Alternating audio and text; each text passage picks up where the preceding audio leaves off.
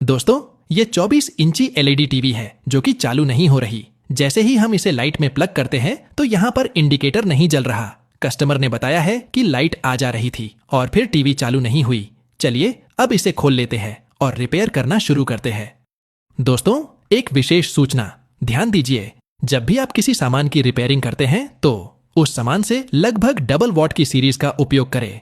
सभी इलेक्ट्रीशियन ज्यादातर 200 वॉट की सीरीज का उपयोग करते हैं। तो चलिए टॉपिक पर आते हैं और सबसे पहले एलईडी टीवी की मैन एसी लीड को चेक करते हैं, जिसके लिए हम टीवी को लाइट में प्लग करते हैं और कार्ड से इसकी सॉकेट को निकाल लेते हैं। सॉकेट निकालने के बाद इसके इन दोनों किनारे के पॉइंट में मीटर को लगाते हैं। तो देखिए दोस्तों, यहां पर लाइट सप्लाई आ रही है, मतलब लीड सही है। अब इस बोर्ड को टीवी से अलग कर लेते हैं जिससे रिपेयर करने में आसानी हो। इस ब्लैक कवर को इसकी पिन निकालकर इसे अलग कर देते हैं क्योंकि इसके नीचे के कंपोनेंट्स हमको चेक करना है।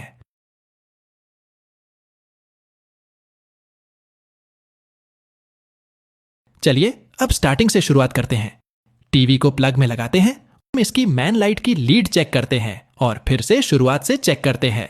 यहां पर ध्यान दीजिए कि वोल्टेज यहां तक आ रहा है, लेकिन इस फ्यूज के बाद नहीं जा रहा है, मतलब ये फ्यूज खराब हो चुका है। इस फ्यूज में पतला तार लगाकर इसे बांध लेते हैं और जैसे ही हम टीवी को प्लग में लगाते हैं तो हमारी सीरीज का बल्ब जल जाता है, लेकिन आपको दिख नहीं रहा होगा क्योंकि मेरा बोर्ड कैमरे से दूर लगा है। इसलिए रुकिए थोड़ा, मैं आपको दूसरी तार वाली सीरीज में लगाकर दिखा रहा हूं। तो बल्ब जल रहा है, मतलब अभी भी फॉल्ट आ रहा है, क्योंकि दोस्तों इस टीवी का फ्यूज खराब था और फ्यूज खराब होने का कारण होता है यह ट्रांजिस्टर खराब होना, और यह भी हो सकता है इसके फॉल्ट होने की वजह से डायोड भी खराब हो गए हो। इसलिए पहले हम इसको निकाल लेते हैं। मैं इसे हॉट गन से निकाल रहा हूं, आप इसे सोल्डिंग आयरन से भी निकाल सकते हैं, आपके पास जो सुविधा हो उससे निकाल ले। तो दोस्तों इस तरह हम ट्रांजिस्टर निकाल लेते हैं। ट्रांजिस्टर निकालने के बाद टीवी को सीरीज में लगाते हैं। तो देखिए दोस्तों, अभी भी बल्ब जल रहा है, मतलब कि दोस्तों हमारे डायोड भी खराब हो चुके हैं।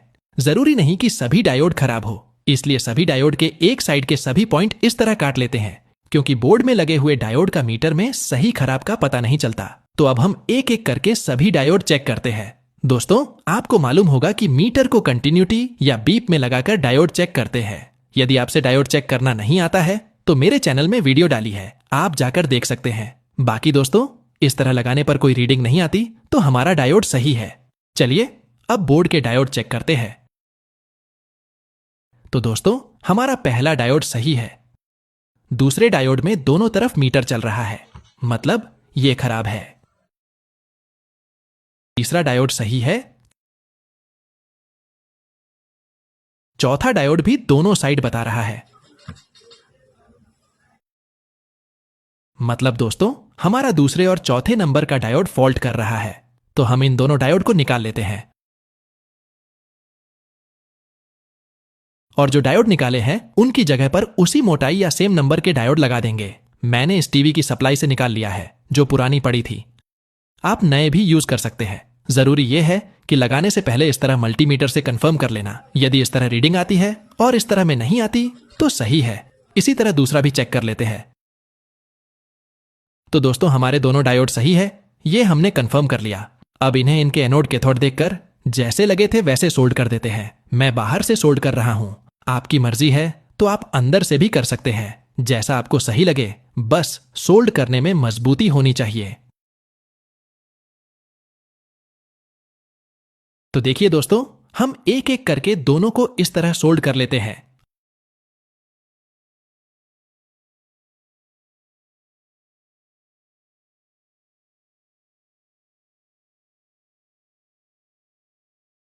हमने इस तरह अच्छे से सोल्ड कर लिया है।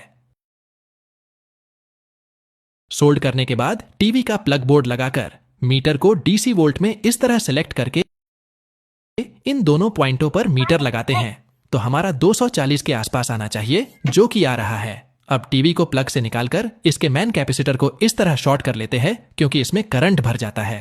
तो दोस्तों अब हमारी सप्लाई सही हो गई। ट्रांजिस्टर की जगह यह पावर सप्लाई मॉड्यूल लगाते हैं क्योंकि यह ट्रांजिस्टर मार्केट में मिलता नहीं और जो मिलता है वह सक्सेस नहीं, इसलिए यह पावर सप्लाई मॉड्यूल लगाते हैं। इसे लगाने के तरीका बहुत आसान है। ब्लैक वायर को मैन कैपेसिटर के माइनस पॉइंट में लगा देते हैं और रेड वायर को इस पॉइंट पर लगा देते हैं। दोस्तों, कुछ लोग यह ग्रीन वायर नहीं लगाते हैं, जो कि गलत करते हैं। हमको ग्रीन वायर को ऑप्टो कपलर आईसी के इस पॉइंट पर लगा देना है। दोस्तों, अब हम टीवी को चेक करते हैं। तो देखिए दोस्तों, टीवी के पैनल में रेड लाइट आ चुकी है, मतलब टीवी सही हो चुकी है। फिर भी हम टीवी को प्लग में लगाकर यहां पर 12 वोल्टेज चेक कर लेते हैं, जो कि आ रहा है। आप सभी सामान को वापस पहले की तरह लगाकर सेट करते हैं और कार्ड के सभी स्क्रू लगा देते हैं।